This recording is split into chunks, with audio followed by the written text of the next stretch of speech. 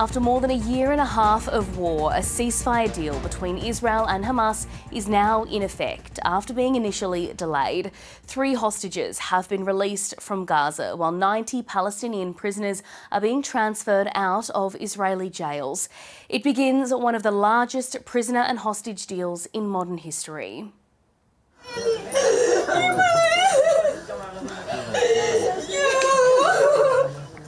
Free at last after 15 months in captivity, Romi Gonen, Damari and Doron Steinbrecher tearfully reunite with family and friends at Sheba Hospital in Tel Aviv. All 3 are said to be in good health. However, photos of Damari suggest she's lost a finger. After an anxious wait and a false start, the 3 women were taken to Israeli soldiers just inside the border, waiting for each of them their mothers. There were chaotic scenes in northern Gaza as the Red Cross convoy arrived to collect the hostages from Hamas. Over the next 6 weeks, 30 more captives are due to be released in exchange for hundreds of Palestinian prisoners.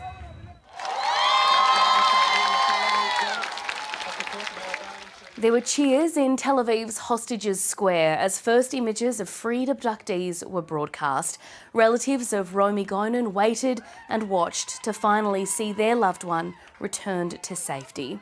During the live broadcast, friends of British-Israeli hostage Damari hoisted a reporter on their shoulders, while others partied on the streets of Tel Aviv.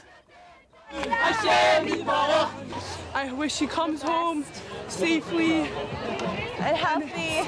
Gets to be reunited with all her beautiful friends who are here for her and family. And know that we all love her.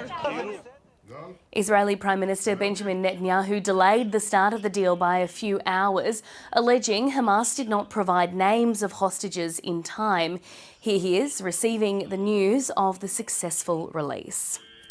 On his final full day in office, the architect of the deal, US President Joe Biden, declared it's now up to the incoming administration and Donald Trump to see it completed. Today's ceasefire in Gaza and the release of hostages is a result of a principled and effective policy that we presided over for months.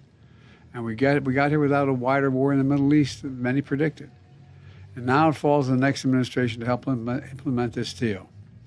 I was pleased to have our team speak as one voice in the final days. It was both necessary and effective and unprecedented. Across the enclave, there's a stark contrast to the celebrations in Israel. Many in Gaza will now begin the task of trying to rebuild. The reality for many, including Amal Abieta, is harrowing. Their homes, like thousands of others, have been reduced to rubble. We came with hope, thinking we might find just a single room, anything simple, just a small shelter to protect us. But when we arrived, we found the situation as you see it, tragic.